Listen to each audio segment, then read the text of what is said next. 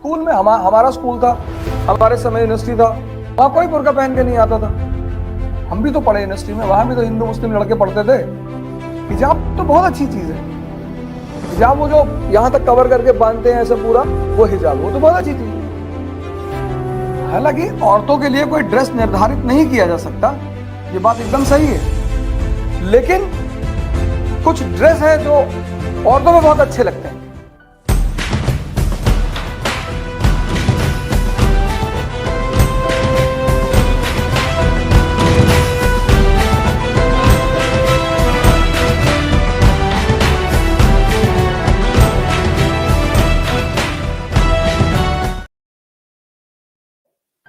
जैसे बड़े सारे समाज हैं, ट्राइबल समाज है, जहां लड़के विदा होते हैं,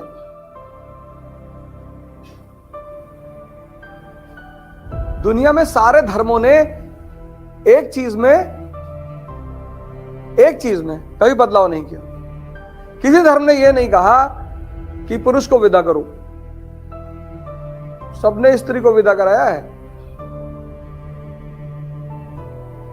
और कोई भी धर्म, हर धर्म स्त्री को बड़ी ऊंचे का दर्जा देता है, लेकिन धार्मिक उस धर्म के लोग, चाहे हिंदू हो, चाहे मुसलमान हो, चाहे ईसाई हो, स्त्रियों को आजादी नहीं दे सकते। जिस दिन इस दुनिया में स्त्री को आजादी मिल गई, उस दिन जातिवाद, संप्रदायवाद सब खत्म हो जाएगा।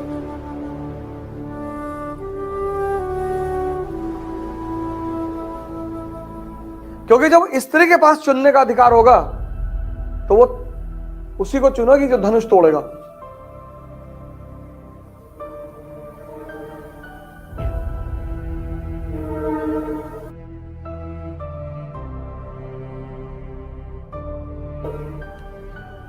फिर वो ये नहीं देखेगी कि हमारी जात का है, ये तो परिवार देखता है ना। तो स्त्री जो है, अब तो खैर सुप्रीम कोर्ट ने और भारत के समाज ने, भारत के संविधान ने उसे बहुत ऊंचा दर्जा दे दिया, लेकिन स्त्रियां भी कभी कभी खुद गुलाम रखना चाहती हैं। अभी कर्नाटक में घटना घटी है। हाँ, नहीं, हिजाब तो अच्छी चीज है, बहुत अच्छी चीज है। स्कूल में हमारा स्कूल था, हमारे समय यूनिवर्सिटी था, वहां कोई बुर्का पहन के नहीं आता था। हम भी तो पढ़े यूनिवर्सिटी में, वहां भी तो हिंदू मुस्लिम लड़के पढ़ते थे।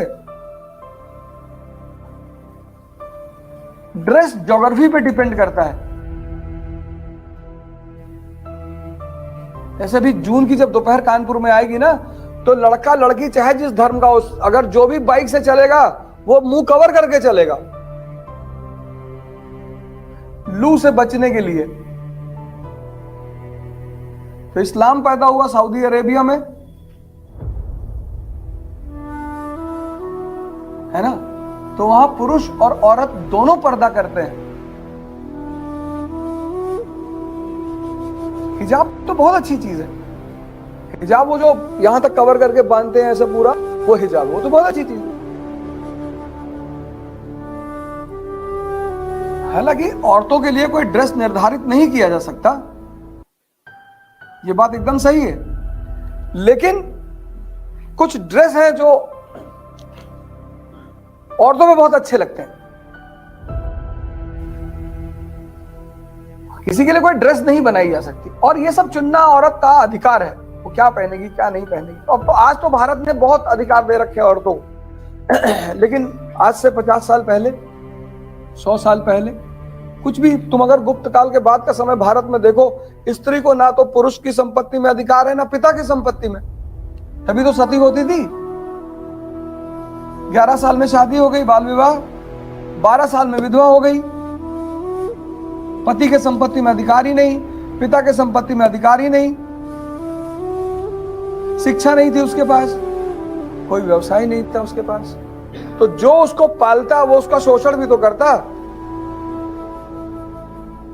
यूज प्रेम रोग जो मूवी बनी है वो इसी पे तो बनी है, नहीं देखा?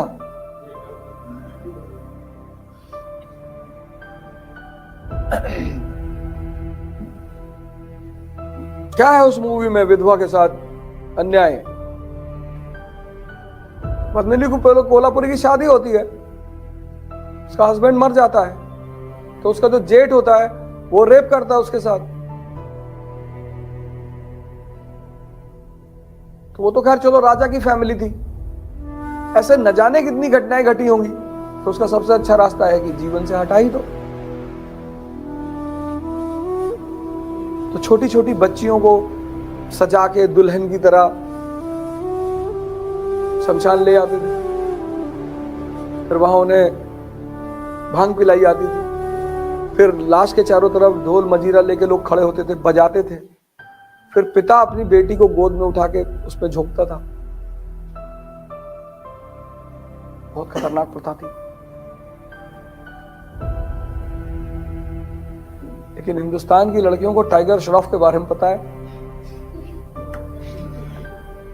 राजा राम मोहन रॉय के बारे में कुछ भी नहीं पता। ज्यादातर